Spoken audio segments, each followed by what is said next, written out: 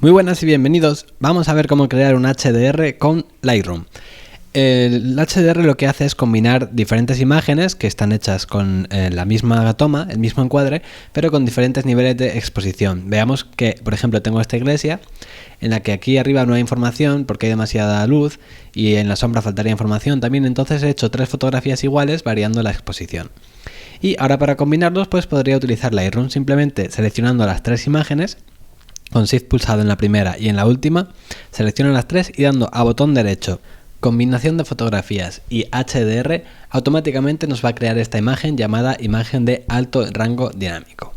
Y nos deja alinear automáticamente y ajustar el tono automáticamente, además de corregir fantasmas. Fantasmas, por ejemplo, serían personas que se han movido dentro de esa fotografía, etcétera. Podríamos elegir que los corrigiera y dar a combinar para que automáticamente nos cree esta imagen.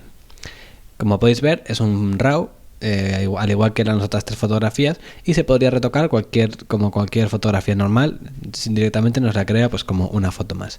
Otra manera de hacerlo sería seleccionando las tres y pidiéndolo que lo haga desde Photoshop, es decir, viniendo a editar en y combinar para HDR Pro en Photoshop. Esto sería la manera tradicional de hacer un HDR con Photoshop y se nos abriría este menú que es un poco más avanzado y que nos deja hacer más ajustes, pero bueno, veréis que no son complicados, que nos deja pues cambiar el resplandor del borde, el tono y el detalle de la imagen y un poco la exposición y el color. Y una vez lo tengáis ajustado a vuestro gusto, pues directamente dais a OK y esta imagen se os abriría en Photoshop para poder trabajar con ella normalmente.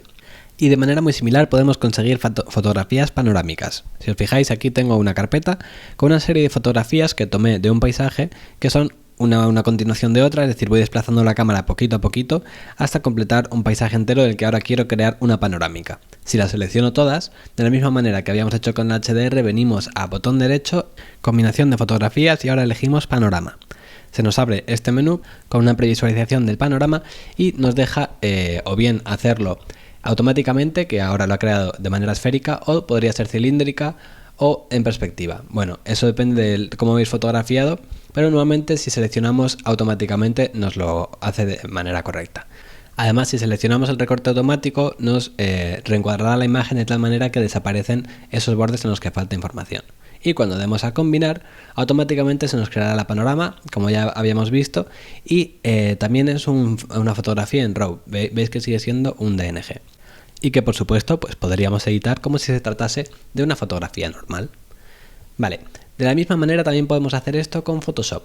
Si venimos a las fotografías, las seleccionamos todas y damos botón derecho, editar en, y elegimos combinar en panorama en Photoshop, se nos abrirán las imágenes directamente en el panorama de Photoshop y aquí podemos elegir la composición que queremos crear. Normalmente la automática suele funcionar bien.